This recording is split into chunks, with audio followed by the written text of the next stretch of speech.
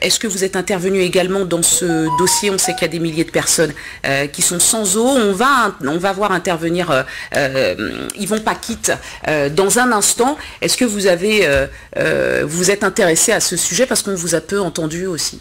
Alors sur l'eau, je suis intervenu de façon importante. Il y a un mois, là, nous sommes saisis du sujet à la demande des acteurs, auprès duquel je m'étais mis à disposition, parce que c'est d'abord un sujet, vous savez, de gestion locale.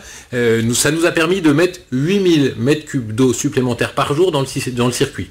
Donc 8000 mètres cubes d'eau supplémentaires, c'est très important. C'était un certain nombre d'actions, des forages, des canalisations, des captages d'eau. Maintenant, il faut que cette eau arrive au robinet. C'est l'enjeu qui est le mien. Il y a eu de nouveau des réunions techniques aujourd'hui, j'ai reçu des collectifs aujourd'hui, et puis je crois que cette colère qui est forte dans les territoires, dans les quartiers qui n'ont pas d'eau, doit aussi nous apprendre à être toujours plus rapide sur cette action pour mettre plus d'eau au robinet. Je crois qu'une solution sera trouvée, en tout cas au Lamentin. Merci beaucoup Stanislas Cazel pour toutes ces précisions. Alors justement, on parle eau, sujet sensible, je le disais, depuis plusieurs mois maintenant, avec ces coupures incessantes dans certains quartiers, en pleine crise sanitaire. Au Lamentin, les habitants sont désemparés, nous les avons entendus, ils sont dépendants des citernes, remplies chaque jour par les sapeurs-pompiers. Christophe Arnerin et Marc-François Calmont.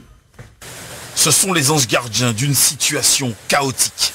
Tous les jours, les pompiers remplissent méthodiquement la dizaine de citernes d'un peu plus de 2000 litres installées dans les principaux quartiers en proie à la pénurie d'eau depuis trop longtemps. Un travail précieux, mais qui ne suffit pas à supporter la situation. Je remercie bien sûr les pompiers qui viennent remplir la citerne régulièrement. Dieu merci. Mais le problème, c'est que remercier, se satisfaire de ça, ne va pas nous permettre, surtout aux autres, de prendre de vraies décisions. Un rituel usant pour tous ces riverains qui doivent quotidiennement s'astreindre à remplir des réserves pour supporter des coupures d'eau qui peuvent durer de très longues semaines. On est retourné comme nous ne savons pas. Ouais. On est revenu en arrière. Exactement. Plus de 30 ans en arrière. Mais il y en a marre, hein. À force, il y en a marre. Parce que moi, j'ai payé un contrat à Odyssey, normal. On aurait dû nous donner de l'eau. Moi, je m'en fous qu'on me mise de 50 € ou de 500 €. Moi, ce que je veux, j'ai payé une facture de 214 €. Je veux avoir de l'eau dans mon robinet.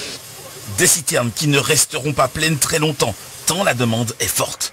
Et pour permettre au réservoir du camion d'une capacité de 11 800 litres d'assurer ses rotations, les pompiers doivent improviser un ravitaillement sur les bornes incendie où la distribution en eau n'est pas interrompue, comme ici à Châteauboeuf, dans la périphérie de Fort-de-France. Si elles sont vides, comme là, c'est la suite d'un week-end, donc bien sûr, elles ont été utilisées avec une grande fréquence ce week-end. Donc aujourd'hui, on peut aller jusqu'à au moins 3 rotations dans la journée sur le secteur du Lamentin.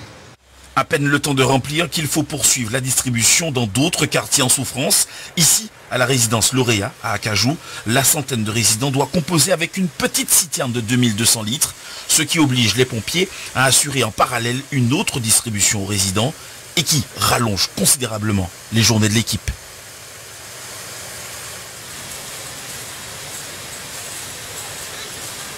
On départ en général à 8 h.